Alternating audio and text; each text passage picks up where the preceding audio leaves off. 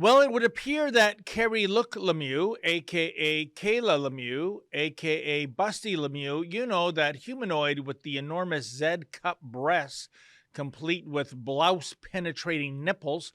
Well, apparently he has an alter ego. Yeah, much like how Clark Kent and Superman are one and the same, sometimes Lemieux dresses as a drag queen. That would be during class.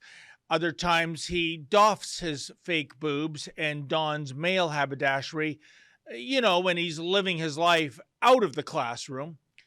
And this just in, those mammoth mammary glands he straps on, turns out those humongous hooters are real, not fake props. Well, at least according to Lemieux. Now, the most recent information comes via the New York Post, which recently sent a team of journalists north of the border to hunt down the great Canadian boobzilla in its natural habitat, and they were successful.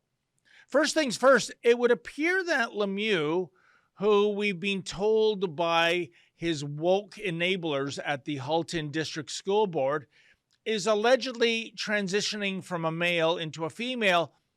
That's the excuse offered for Lemieux dressing as a wannabe drag queen when he's teaching shop class at Oakville Trafalgar High School.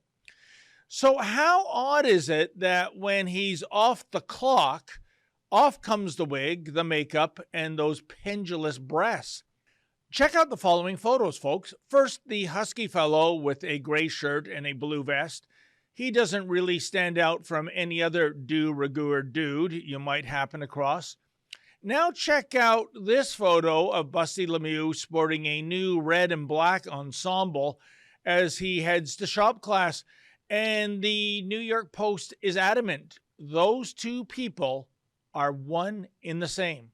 Quote, the teacher who until a few years ago went by the name Carrie left Ontario's Oakville Trafalgar High School this week wearing the gigantic breasts, a blonde wig, and glasses, but it wasn't long until the cartoonish clothing came off. After shopping at a department store and pet supply shop dressed as a woman, Lemieux headed home to get changed and emerged dressed as a man 30 minutes later. Lemieux then spent the afternoon in public wearing men's sweatpants, trainers, a gray t-shirt, and a navy puffer vest without breasts, makeup, glasses, or wig, end quote. Uh-oh, Lemieux, looks like you've been busted, no pun intended. And if Lemieux is only a part-time transvestite, then this kind of pokes yet another Zeppelin-sized hole in this whole sordid saga. That's because we've been told by Lemieux's allies at the Halton District School Board that Lemieux is a man genuinely transitioning into a woman. Case closed. Move along, nothing to see here. And if you dare ask him polite questions, well, then obviously you're a transphobe. But if this transition is on the level, why does he only transition into a she primarily during work hours? As we've long speculated, could this be a prank in which the HDSB is the target? Or maybe Lemieux is suffering from some sort of mental illness. But get this, I've been reaching out to Lemieux via phone, email, and even personal visits to the school and his Burlington condo since September. I've never once received a response until now, which is to say Lemieux recently emailed me to say that the Post got it wrong, that he is not the guy in the gray sweatpants and the blue vest. My follow-up email was this. Thanks for getting back to me, K. Lemieux. Would you happen to know the identity of this man? As well, can you kindly send me a photo of yourself in typical male attire? Also, why does the New York Post believe this to be you if it isn't? Alas, folks, radio silence. But I also reached out to Jack Morfitt, one of the Post journalists responsible for this most recent Lemieux story. He had this to say, quote, Hey, mate, I am certain beyond doubt not only looks alike, but was driving Kayla's car out of Lemieux's apartment parking lot and had shopping bags Lemieux was seen with carrying as a woman earlier. Plus, I have it independently confirmed by two people, end quote. Well, I got to tell you, that's good enough for me, folks. But perhaps I'm guilty here of burying the lead because the next day, the Post published a story that was perhaps even more of a bombshell. Lemieux agreed to meet with the Post journalists at a Burlington cafe. I'm sure they thought Lemieux was going to come clean given the photographic evidence. Oh, but oh no, Lemieux doubled down on his insanity.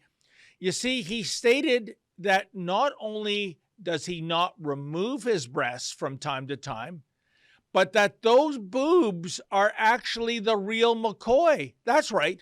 Those sweater stretchers are not silicone strap-ons, but are actual real mammary glands. Quote, Lemieux, who wore women's clothing with a blonde wig, makeup, and her enormous breasts, said she's not a transgendered person, but was born intersex.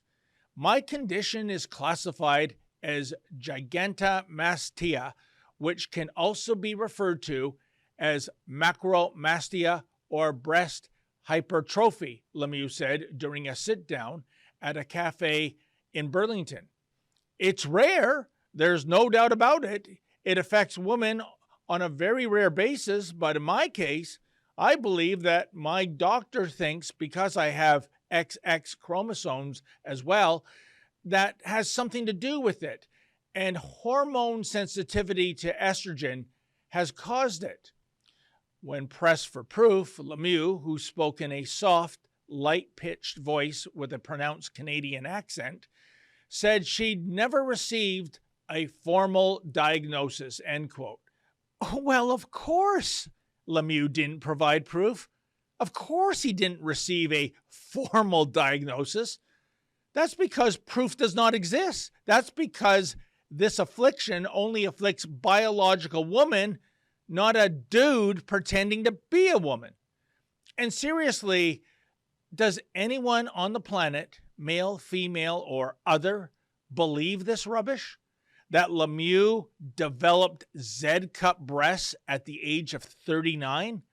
Talk about a late bloomer. And what's next? Is Lemieux going to claim he has a bun in the oven and that he will soon be going on maternity leave? But let's all pretend those breasts are real. Then riddle me this, folks. Why would Lemieux dress in a class full of minors in such a sexualized and inappropriate manner?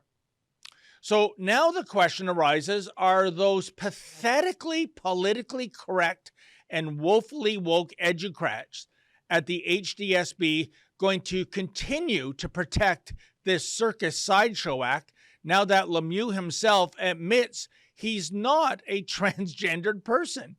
Or will the HDSB do the right thing and enforce a dress code much like the one that already exists for the students? Currently, these school board twits say they're still looking into the legality of enforcing a dress code, and they are working on this at a pace that resembles molasses going uphill in winter.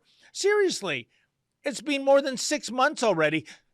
Do you think they will render a decision before or after the second coming of Christ? But with Lemieux's recent pronouncement in the New York Post, maybe something more than a dress code is needed. Maybe this individual must be mandated to sit down with a psychiatrist. And for that matter, maybe the trustees and staff at the HDSB need the same treatment as well. For Rebel News, I'm David the Menzoid Menzies. Hey folks, the Busty Lemieux saga, it's never ending, isn't it? If you want to see all of our coverage about this crazy story, please go to protectthestudents.ca. That's protectthestudents.ca. You can use that portal to reach out to the HDSB educrats to give them a piece of your mind. Please tell them enough is enough.